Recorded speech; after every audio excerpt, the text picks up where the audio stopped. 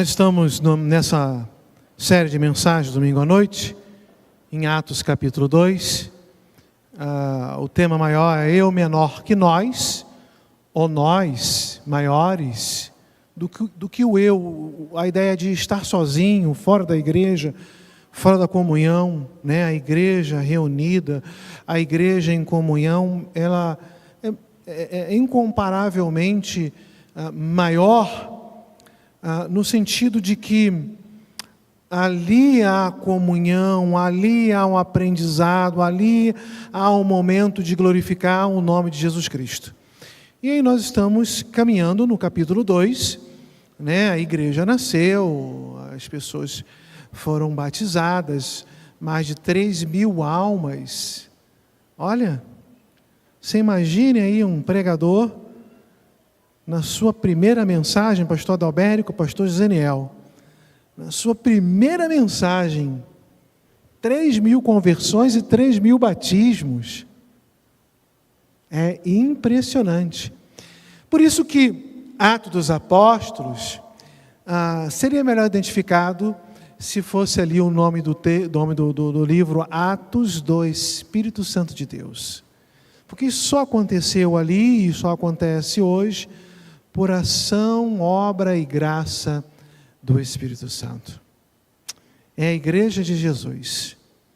Nós temos que ser fiel ao nosso Senhor Jesus Cristo. E coube a mim, nesta noite, falar debaixo do tema temor, sinais e maravilhas, tendo como o foco o verso de número 43, Atos, capítulo 2, versículo 43.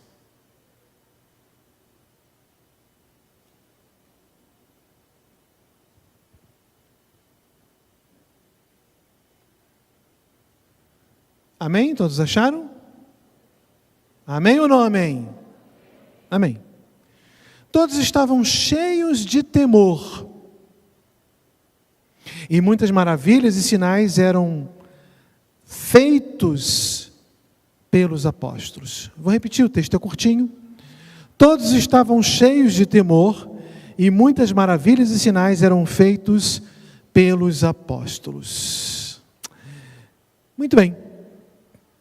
Esse texto, ele mexeu um pouco com a minha memória, não o texto em si, mas a palavra temor, porque lá no original a palavra é phobos, da onde vem a nossa palavra fobia. E o texto bíblico está dizendo que eles estavam cheios de phobos, ou cheios de medo. E essa palavra, ela mexeu com a minha memória, porque eu tinha muito medo do meu pai. Meu pai, um militar, e tudo que era para ser conversado, o cinto estava à direita do pai.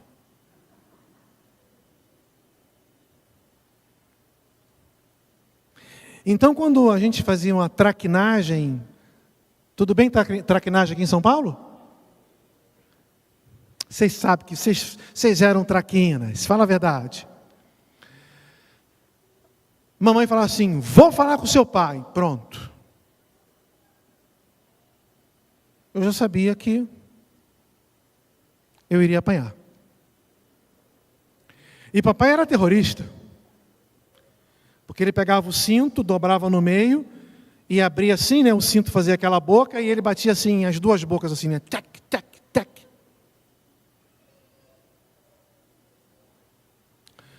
De quem você teve medo na sua infância? Ou do que você teve medo? O que gerou uma fobia no seu coração?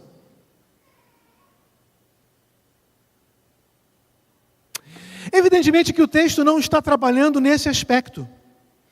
Quando a Bíblia fala que os corações eles estavam cheios de temor e temor a Deus, Lucas, que é o autor, inspirado pelo Santo Espírito, ele não está dizendo que as pessoas estavam ou devem ter medo, o medo de Deus. Nós não estamos aqui por causa do medo que nós temos do Senhor, apesar do nosso coração estar cheio de temor, ou precisa estar cheio de temor.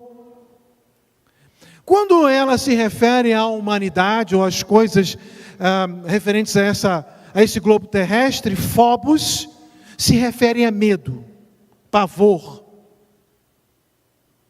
Mas quando se refere à pessoa de Deus, está falando de reverência, respeito, obediência. O texto bíblico está dizendo que, pelo fato daquele povo, a igreja primitiva, os crentes no Senhor Jesus Cristo ali, os 12, depois pula para 120, e depois então pula aí, 3.000 mais 120 mais 12.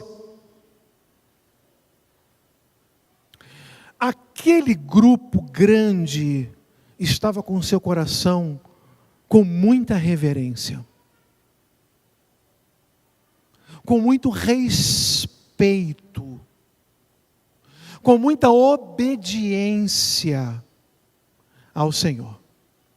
Aqui está o segredo da igreja de Jesus: temer a Deus. Quando você pega o livro de Provérbios, vai dizer que o temor ao Senhor é o princípio, é o início da sabedoria.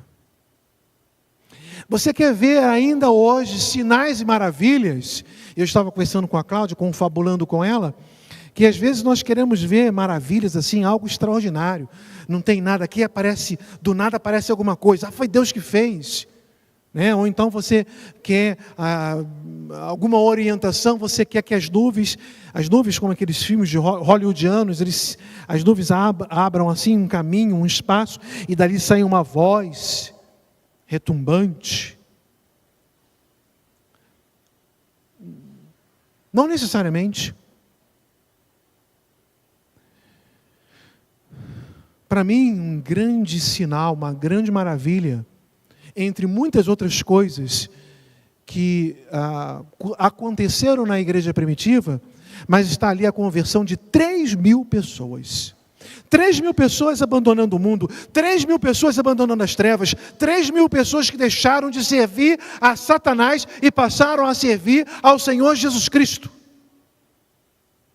Para mim, ali está um grande sinal, uma grande maravilha realizado pelo Santo Espírito de Deus.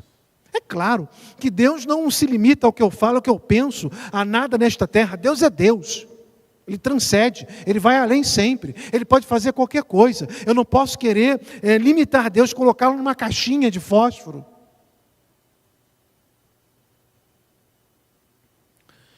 Mas não podemos desejar sinais e maravilhas sem sermos reverentes, sem sermos obedientes, sem sermos respeitosos ao nosso Deus Todo-Poderoso. Alguém disse, num dado momento, que a igreja, ela estava ali cheia de temor, porque ela tinha Deus presente.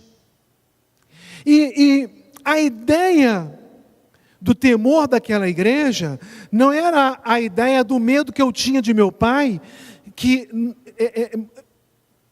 não era uma ideia de respeitá-lo por ele ser uma autoridade na minha vida, mas o medo que eu tinha de levar a costa da disciplina. E respeito não é assim que se conquista, e vocês sabem muito bem disso. Deus não é aquele Deus irado da Idade Média, que é pintado com um raio na mão, esperando você fazer alguma coisa errada. Aliás, nós educamos de uma forma muito equivocada os nossos filhos. Se você nunca fez isso, louve a Deus. Se você fez, peça perdão e não faça, ou se seus filhos estão grandes, converse com eles, assim, não faça isso, meu filho, porque papai do céu castiga. Nós pintamos a imagem de um Deus cruento, de um Deus terrível, de um Deus que está com um raio na mão, esperando você fazer algo errado para jogar o raio na sua cabeça. Deus é Deus amoroso, é claro que é um Deus disciplinador, mas o temor que o povo tinha não era medo de um possível castigo que Deus poderia dar a eles. Mas, daqui a pouco eu vou tocar nisso de novo, mas como pregou o pastor Adalberico semana passada, o povo aprendeu a doutrina de Deus ensinada pelos apóstolos. Comunhão, partir do pão, orações. Era um povo que era mergulhado naquilo que era espiritual. Era um povo que respirava uma espiritualidade constante. Era um povo que queria ver o céu na terra.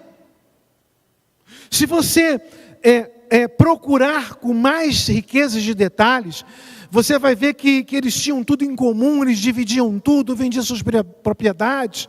Ananias e Safira até fez isso, mas nós conhecemos ali a história do equívoco que eles cometeram. Mas nós vemos Barnabé, e foi até cantada uma música aqui, sobre natural de Chipre, e tal, aquela história de José da Consolação. Mas eles faziam isso porque eles tinham um pensamento de que Jesus já iria voltar naquela era, ou naquele momento.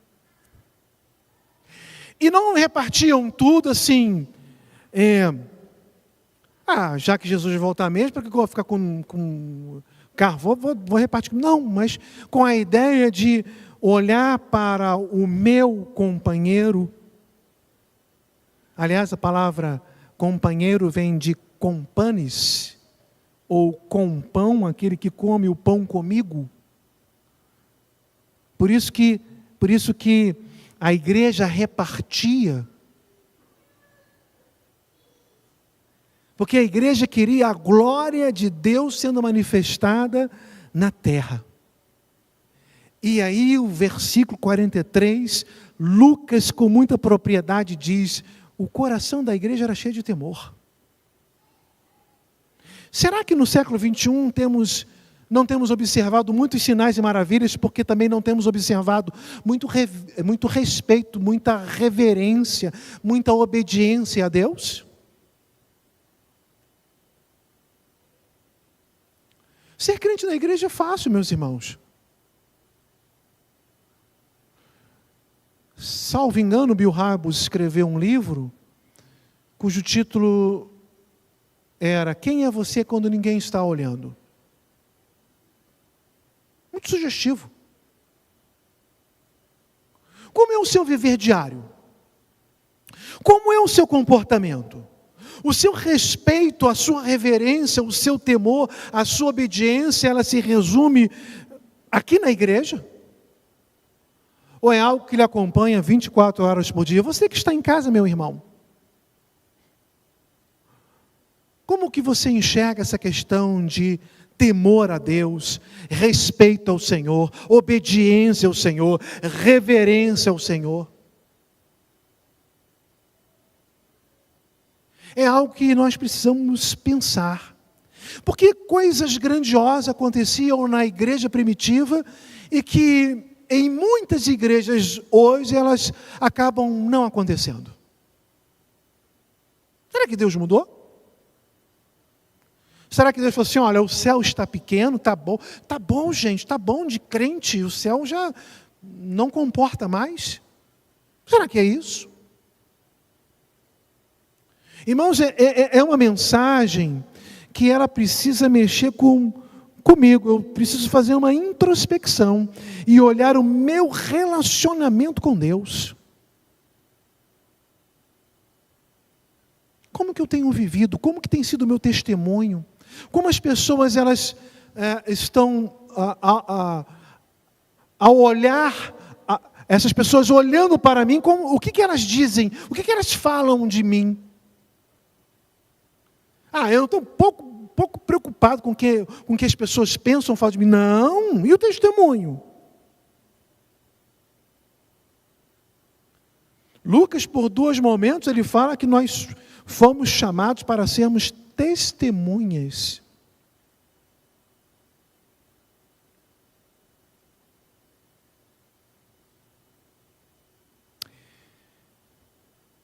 E nós fomos chamados, meus amados irmãos, para dar um bom testemunho daquilo que Jesus fez na minha vida e na sua vida. A coisa funciona assim: você senta numa roda de amigos e fala sobre o que Jesus é capaz de fazer a partir de você. Olha, Jesus é capaz de transformar a sua vida porque transformou a minha. E aí você vai deixar de mentir, de roubar, e aí você pode enumerar com muitas coisas aqui, e eu não quero fazê-lo neste momento, por uma série de razões, não importa. Mas as pessoas vão olhar para você e ver assim: olha, realmente o que ele está falando, que Jesus é capaz de fazer, a partir da vida dele eu vejo, porque eu conheço, ou eu conhecia, um Zequinha diferente. E eu convivi com o Zequinha, e o Zequinha era mentiroso, roubava, enfim, um monte de outras coisas negativas, mas agora, por causa de Jesus, ele é diferente mesmo.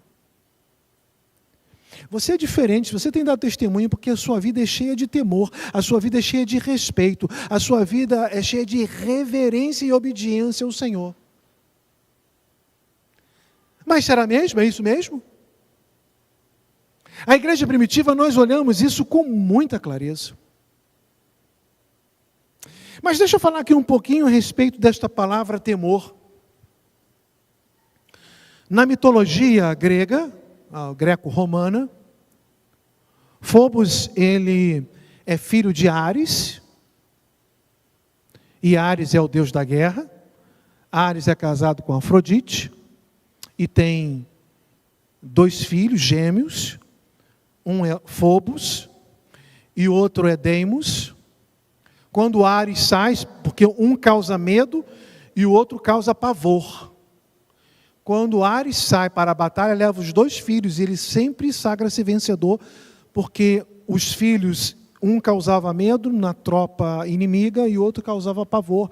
Isso é mera mitologia, mas a palavra vem desta mitologia, phobos, de medo. No dicionário, fobia, vem lá do grego, já expliquei, quer dizer medo exagerado, pavor, aversão.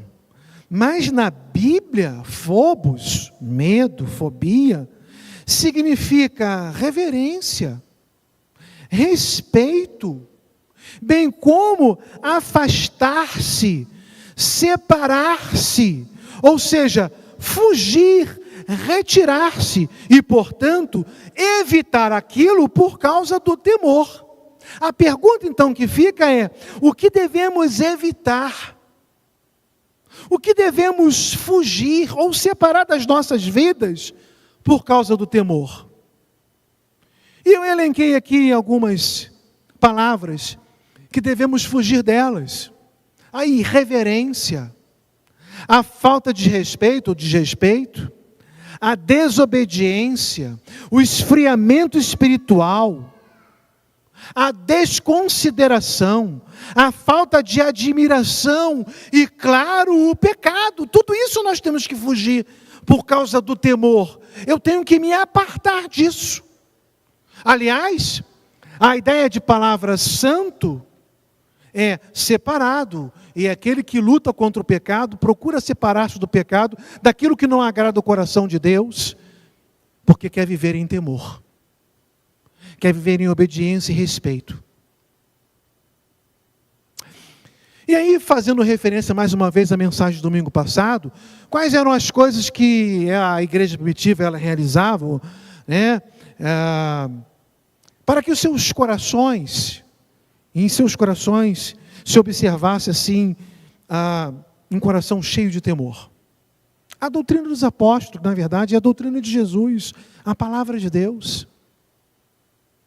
A ideia da comunhão, a ideia da partilha, a ideia da ceia, como uma ideia de viver assim, a comunhão na prática, mas também o memorial do que Cristo fez para nos salvar e nos alcançou, e as orações.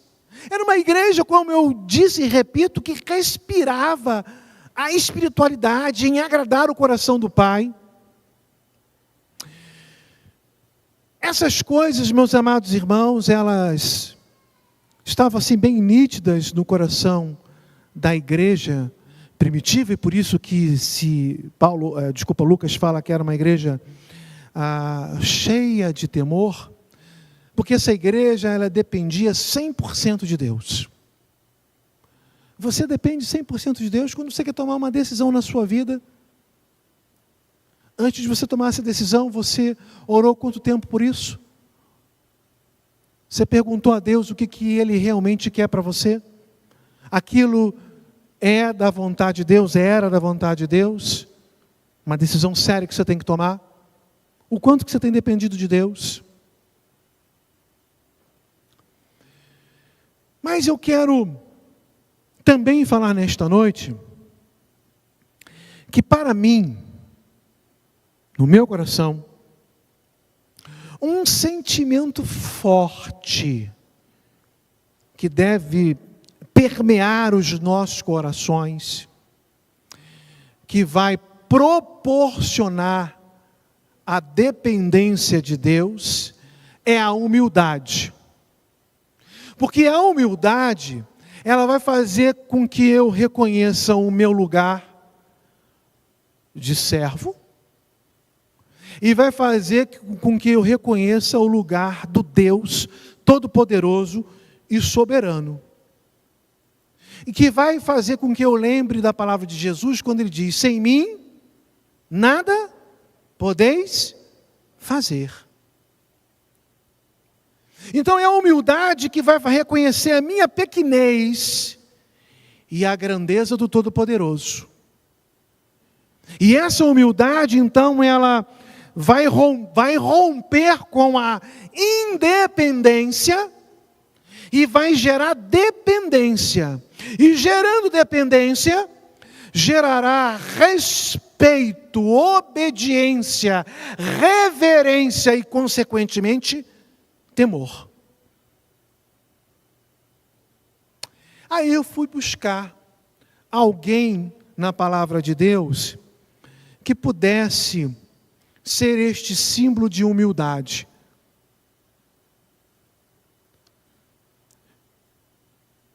Que a Bíblia não falasse assim, olha, esse aqui é um exemplo de humildade. A Bíblia não fala assim. Mas alguém, pelas suas características, que mostrasse para cada um de nós que por ele ser humilde, fazia com que ele reconhecesse o seu lugar e a sua eterna dependência de Deus. Isso fazia com que o seu coração enchesse de temor. E aí me veio à mente, claro, dado pelo Espírito Santo, uma história que aconteceu com João Batista. Vocês sabem que Batista não é o sobrenome dele, né? Batista era um apelido que ele tinha, porque ele batizava. É João o Batista, João, aquele que batiza. Por isso que o nome é João Batista. E tem aí muitos aí que... Como é que é o seu nome? O nome é João Batista. Mas Batista era o apelido. Era aquele que batizava. Mas no capítulo 3 do Evangelho de João, que conta a história de João Batista, se você quiser acompanhar aí a partir do versículo 22, são 3 versículos só. João capítulo 3, de 22 a 25, é uma história muito interessante. Jesus está iniciando o seu ministério. João Batista já está ali como arauto fazendo o seu, mas tinha muitos seguidores. E a história começa assim: depois disso, Jesus foi com os seus discípulos para a terra da Judéia, onde passou algum tempo com eles e batizava. João também estava batizando em Enom, perto de Salim, porque havia ali muitas águas. E o povo vinha para ser batizado. E isto se deu antes de João ser preso, claro. Surgiu uma discussão entre alguns discípulos de João e um certo judeu a respeito da purificação cerimonial. Ok? Pode ser que não vá fazer sentido aí para você até esse texto, porque eu lerei algumas outras partes daqui para frente, para que você possa entender o que está acontecendo aqui. Mas houve uma discussão ali, um debate, e então vou antecipar logo, porque se a gente fica curioso. Os discípulos de João voltaram e foram questionar: olha, João, tem um tal Jesus aí que está levando as suas ovelhas. Você vai deixar que isso aconteça? E aí João dá para nós 3 respostas, que talvez se fosse eu, ou um de nós, ou você, talvez assim, o que João está batizando aqui na minha região, na minha área? Não, peraí, não, vamos lá conversar com esse tal de Jesus. Está pensando o quê? Não, eu abri a minha igreja aqui primeiro. Antes de você chegar aqui, minha igreja estava aqui, é uma igreja histórica. Não é assim não, quer batizar, vai para outra região. João nos dá aqui uma aula de humildade, dependência de Deus e temor no seu coração de forma extraordinária. Para mim esse é o segredo da igreja primitiva. A humildade que permeava o seu coração, que gerava a dependência, e a dependência então movia o respeito, a reverência e, consequentemente, a obediência e o temor. E essa passagem, meus amados irmãos, que eu acabei de ler aqui de João capítulo 3, ela é muito bonita. E era evidente que o povo estava realmente abandonando João para seguir Jesus. Afinal, nós estamos falando de Jesus, o Filho de Deus. E João sabia disso, porque ele foi aquele que foi preparar o caminho do Mestre. Ele sabia muito bem o seu lugar. Os discípulos de João se sentiam preocupados com esse fato. Então eu anotei aqui 4 pensamentos aqui que ele dá preocupação desses discípulos de João. Não lhes agradava ver seu mestre, João, sentar-se no último assento e ocupar o segundo lugar. Claro, isso aqui é uma ideia metafórica. Se João Batista era o líder e agora um novo líder surge, João está perdendo o local da primazia, da proeminência. Está ficando em segundo plano. Os discípulos de João ficaram preocupados com isso. Não lhes agradava aos discípulos ver que ficariam abandonados, enquanto as multidões foram ver e ouvir o novo mestre. Olha, nós estamos aqui sozinhos, a nossa igreja está diminuindo. O senhor vai deixar isso acontecer com o Senhor? Os discípulos de João falando com João. Os discípulos de João, na verdade, meus amados irmãos, eles estavam cheios de ciúmes, ira e ódio. Eles vão usar até uma linguagem, uma figura de linguagem, que é a figura de linguagem do exagero, que nós chamamos na gramática de hipérbole. Eles falavam assim: todos estão indo a ele, todos. Foi um exagero, era para mexer com o brilho de João Batista. O que eles quiseram dizer foi o seguinte: você vai ficar sozinho, é você e os bancos da igreja, vai deixar isso acontecer? Olha que coisa estranha na igreja de Jesus. Todos ali eram servos de Deus. Eles deveriam ficar alegres porque o Messias prometido acabara de chegar, de anunciar-se como mestre e de realizar grandes feitos e grandes maravilhas. Não, vamos aqui, João Batista, vamos levar todo mundo agora para seguir a Jesus, o Filho de Deus. E eles estavam tentando criar uma certa disputa, tentando mexer com um brio, para que João Batista se sentisse vitimizado, para que João Batista pudesse entrar naquele pensamento assim: ó dia, ó céus, ó azar. Lembra desse desenho? Nada dá certo comigo, tudo está dando errado, eu estou perdendo as minhas ovelhas, eu estou fazendo tudo certinho. João Batista não entra nesse pensamento.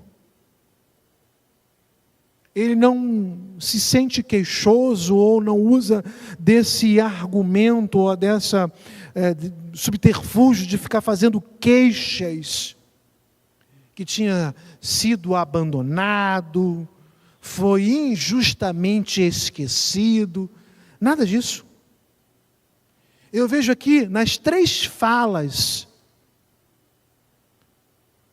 claro que fui eu que dividi em 3 falas, ele dá uma frase inteira ali, ele dá um discurso para os seus discípulos, mas eu separei aqui em três partes, para que possamos entender melhor o que ele estava argumentando. Como um homem crente, humilde e dependente de Deus. 3:27, João 3:27. Quando eles fizeram todo esse questionamento, João respondeu: uma pessoa só pode receber o que lhe é dado do céu. Uma pessoa só pode receber o que lhe é dado do céu. Vocês não se alegravam comigo quando eu estava à frente? Quando a minha igreja era grande? Quando muitas pessoas viam e batizavam e eu não tinha concorrência?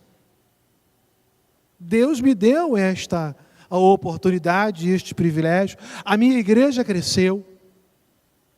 As pessoas vieram aqui e eu pude desfrutar das bênçãos do Senhor na minha vida, do privilégio do Senhor na minha vida, de batizar e de realizar grandes obras e grandes feitos. Mas agora é a vez do Deus encarnado realizar a sua obra. E eu cumprindo a minha. Uma pessoa só pode receber o que é lhe dado do céu. Olha que lição de humildade. Às vezes na igreja nós observamos pessoas brigando por cargos, por estar à frente, por querer aparecer. Que coisa feia!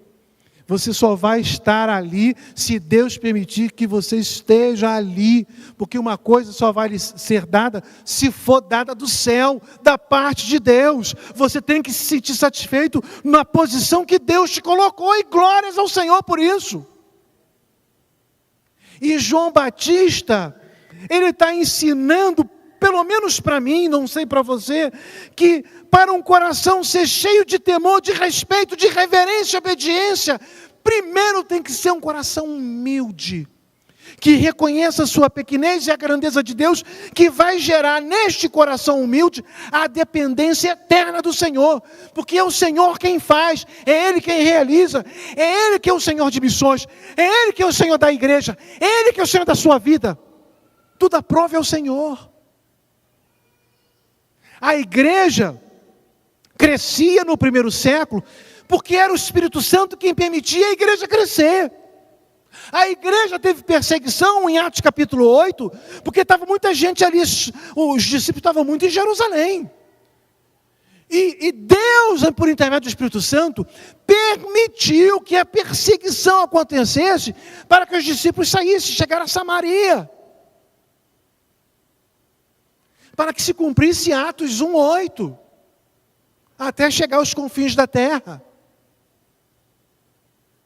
Irmãos, nós estamos debaixo da égide do Espírito Santo, do controle total. A igreja é de Jesus. A igreja, ela precisa ser dependente de Deus, humilde, se humilhar debaixo da potente mão de Deus. A igreja precisa ser santa. A igreja precisa ser reverente. E quando nós falamos de igreja, nós não estamos falando do espaço físico. Porque onde você está, você é a igreja. Se você pegou o Uber, dentro do Uber, você é a igreja de Jesus. Você precisa ser reverente ali. Se abrir uma oportunidade, você precisa falar de Jesus. Se você está num consultório, ali está a igreja de Jesus. Você precisa ser humilde, você precisa ser dependente, você precisa ter um coração cheio de temor a Deus, no seu trabalho, por onde você andar. E é assim que precisamos viver, queridos irmãos. Porque uma pessoa só pode receber o que é lhe dado do céu. Nada do que você tem, nada do que você é fruto de você mesmo. Isso eu não estou dizendo aqui Uma coisa é uma coisa, outra coisa é outra coisa. Que você não deva se esforçar, estudar, buscar uma competência. A nossa parte nós temos que fazer. Mas toda honra, toda glória, todo louvor, toda adoração, todo reconhecimento precisa ser dado ao Senhor Todo-Poderoso. E João Batista conhecia o seu lugar. Parece-me que essa história de João Batista vai ecoar lá na igreja primitiva. E a igreja primitiva então experimentava sinais e maravilhas, porque o seu coração era um coração cheio de temor, por causa da dependência e por causa da humildade. Mas João Batista continua a sua fala. E no versículo 28 ele fala assim: vocês mesmos são testemunhas de que eu disse, eu não sou Cristo, mas sou aquele que foi enviado adiante dele. Meus amados irmãos, nós não somos o Cristo, nós somos chamados de cristãos. E no grego, cristão significa pequenos cristos, representantes do Senhor. Como que você está representando o Senhor? Aliás, Paulo fala isso com muita propriedade em Corinto, quando ele fala que nós somos embaixadores de Deus. Um embaixador é aquele que representava o seu rei na outra nação. Essa era a função do embaixador, como ainda é hoje, que representa o seu líder maior. O seu imperador, o seu presidente, enfim. Irmãos, nós somos embaixadores, nós estamos representando o Cristo da terra. Como que você tem representado Cristo? Com um coração cheio de temor, um coração dependente, um coração humilde.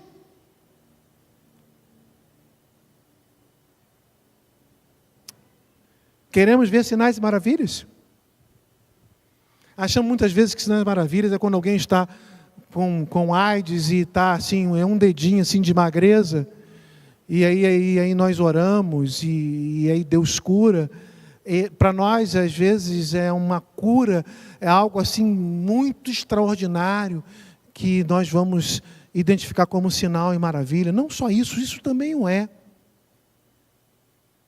Mas como eu disse para você, ou como eu disse para todos vocês, é quando vemos também vida sendo transformada por Jesus. Para mim, esse é o grande sinal, essa é a grande maravilha. Então João Batista disse aqui, olha, eu não sou Cristo. Vocês estão querendo criar um atrito entre mim e o meu primo? Mesmo tendo um grau de parentesco? Mas eu não sou o Cristo. Aliás, vocês lembram, se vocês não lembram, eu até falei, quando fui batizá-lo, que eu não era nem digno de desatar as sandálias dos pés dele. Ele é o Todo-Poderoso. Eu não. Meus amados irmãos, ninguém pode receber mais do que Deus lhe deu. Se é isso que Deus lhe deu, contenta-se, porque vem da parte do Senhor e pronto. Mas em último lugar, ou a terceira fala, que ela é extraordinária, que talvez para a gente não faça muito sentido, porque ele está pegando um aspecto cultural do casamento judaico, e quando ele fala isso, todos entenderam, porque eles entendiam a cultura, eles eram judeus. Ele fala assim no versículo 29, a noiva pertence ao noivo. O amigo que presta serviço ao noivo, e o que o atende e o ouve, deixa eu repetir essa leitura aqui. O amigo que presta serviço ao noivo e que o atende e o ouve, enche-se de alegria quando ouve a voz do noivo. Esta é a minha alegria que agora se completa. A igreja sempre, desde o Velho Testamento, ela sempre pintou Israel como a noiva do Senhor. E pintou Deus como o noivo de Israel. E no Novo Testamento, a igreja sendo a noiva de Cristo e Cristo sendo o noivo. Mas tinha uma figura muito peculiar num casamento judeu, que era o amigo do noivo. O amigo do noivo, hoje nós iríamos chamar de mestre de cerimônia. era um amigo do noivo. Era ele quem levava todos os convites, era ele quem preparava toda a parte das bodas, verificava se toda a bebida, comida, se estava tudo certinho ali. Ele era o amigo do noivo, ele que fazia às vezes do noivo no sentido da preparação, para que o noivo não se preocupasse com absolutamente nada na festa. Ninguém olhava para o mestre de cerimônia, todos olhavam para o noivo. Aliás, quem chegava depois era o noivo, não era a noiva que esperava. É interessante isso, biblicamente falando. Lembra da parábola das 10 virgens, as prudentes e as não prudentes, as imprudentes? Né? Elas estão esperando o noivo vir. Chegava alguém que gritava, o noivo está chegando. A noiva já estava lá esperando. Ok. Mas João Batista, ele está ali na preparação. Organizava tudo, repartia os convites, presidia a festa, e era ele quem unia os noivos em marido e mulher. Mas tinha uma parte muito importante, que João Batista fala aqui nesse texto, que para nós não faz sentido. Era o guardião do quarto. João Batista zelava, quando em algum momento da festa a noiva entrava, aguardando o noivo para então se consumar o casamento, o amigo trancava a porta e ficava de vigia para que nenhum penetra, para que nenhum intruso se apossasse como noivo, adentrasse o quarto para fazer maldade com a esposa que ele estava aguardando. Olha que figura de humildade. E então, quando ele ouvia a voz do noivo, esse é o noivo. Então eu já posso abrir a porta. Vem, você é o noivo, a sua noiva está te aguardando. E ele abria a porta, deixava o noivo entrar, dava a chave para o noivo entrava para com a sua esposa, para com a sua noiva, e ele falou assim, essa era a minha função, e eu me contento em ser o amigo do noivo. Irmãos, nós estamos na função de amigos do noivo, porque a noiva pertence a Jesus. Sendo amigo do noivo, nós precisamos ser humildes e falar assim, o lugar do mestre é ali, e o meu lugar é aqui. Aliás, irmãos, a palavra servos de Deus, né, a palavra servos, ela vem da palavra doulos, do grego, que também permite a tradução escravo. Doulos pode ser traduzido tanto para servo, quanto para escravo. Um escravo não tem vontade própria. A Bíblia está nos chamando de escravos, está dizendo que Deus é o nosso Senhor. Mas lembram-se, vocês precisam lembrar de Mateus, capítulo 11, no Vinde a mim, o jugo de Jesus é suave, o seu fardo é leve. Ele como Senhor não está ali como um tirano, mão de ferro, chicote na mão, nos batendo. Não, o sentimento que invade o coração desse Senhor é o sentimento do amor. Nós precisamos permitir que esse sentimento de humildade invada os nossos corações, para que isso venha fazer com que entendamos que pela humildade nós não somos nada, não sendo nada, somos dependentes. Por isso que nós oramos, por isso que nós buscamos, por isso que nós nos santificamos. Nos afastamos do pecado para agradar o coração do Pai. Aí sim, meus amados irmãos, Atos 2,43 se cumprirá em boas novas. Muitas vezes veremos o temor de Deus enchendo o coração do povo de Deus, sinais e maravilhas sendo realizados na igreja de Jesus.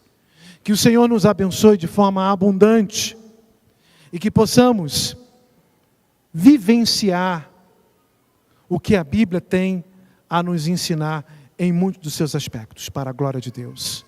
Amém, igreja?